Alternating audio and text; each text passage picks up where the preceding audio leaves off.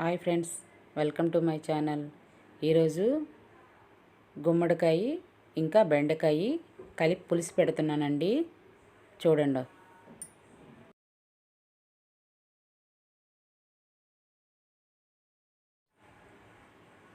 పులుసుకి కావలసిన పదార్థాలండి: గుమ్మడికాయ ముక్కలు, బెండకాయ ముక్కలు, కరివేపాకు, పచ్చిమిరపకాయలు, ఉల్లిపాయ ముక్కలు, కొంచెం చింతపండు అండి, కొంచెం అంటే కొంచెమే, ఇంకా పోపు దినుసులు. ఇంకా స్టవ్ ఆన్ చేసుకొని కడాయి పెట్టుకొని 3 స్పూన్ల ఆయిల్ వేస్తున్నానండి. ముందుగా వెల్లుల్లి రబ్బలు కచ్చాపచ్చగా దంచుకొని ఆయిల్లో వేస్తున్నానండి. తర్వాత పోపు దినుసులు కూడా వేస్తున్నానండి.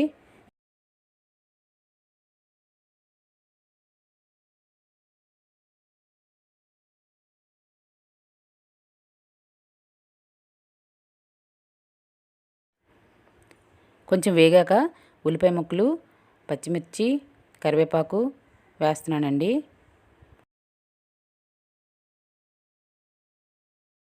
వేసాక కొంచెం దోరగా వేగాలండి.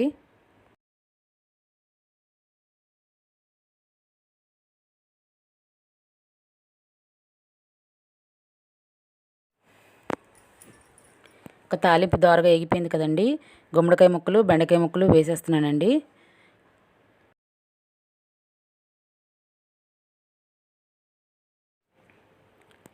కొంచెం సాల్ట్ వేసుకొని ముక్కలన్నీ కలుపుకొని మూత పెట్టుకొని మగ్గించుకోవాలండి కొంతసేపు.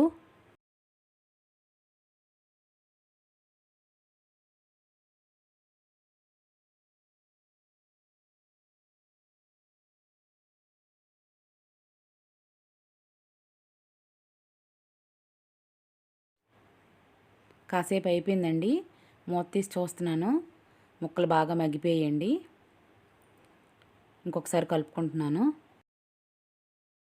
ఉడికిందా లేదని గరిటె పెట్టి నొక్కి చూస్తున్నానండి. ముక్కల్ని ఉడికిపోయాయి. ఇప్పుడు కొంచెం కారం వేస్తున్నానండి, 2 స్పూన్లు. ముక్కలన్నిటికీ కారం బాగా పట్టేటట్లు ఒకసారి కలుపుకుంటున్నానండి.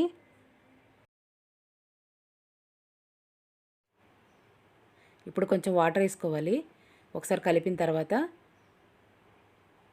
ముక్కలు బాగా కలపాలండి.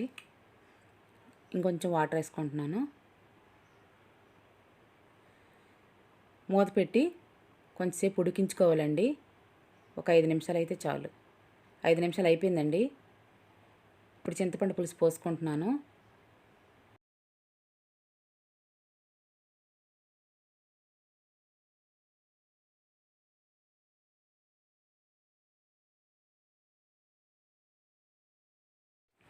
ఇప్పుడు పులుసులో సాల్ట్ సరిపోయిందా లేదని చూసుకుంటున్నానండి. నాకైతే సాల్ట్ సరిపోలేదండి, మరి కాస్త వేస్తున్నాను.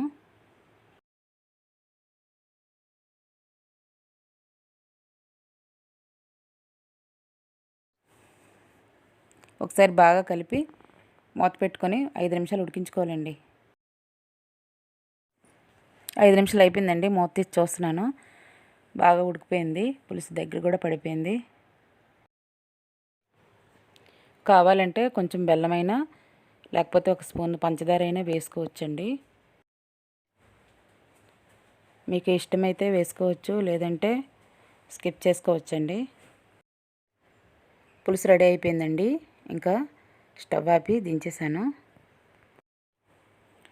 లాస్ట్లో కొంచెం కొత్తిమీర వేసుకుంటే బాగుంటుందండి, కానీ నేను వేయట్లేదు. ఎందుకంటే మా బాబు తినడండి, వాడికి ఇష్టం ఉండదు. నేనైతే గుమ్మడికాయ పులుసు ఇలానే చేస్తానండి. మీ ఇంట్లో ఎలా చేస్తారో కామెంట్ రూపంలో తెలియజేయండి. సరే అండి, బాయ్ అండి.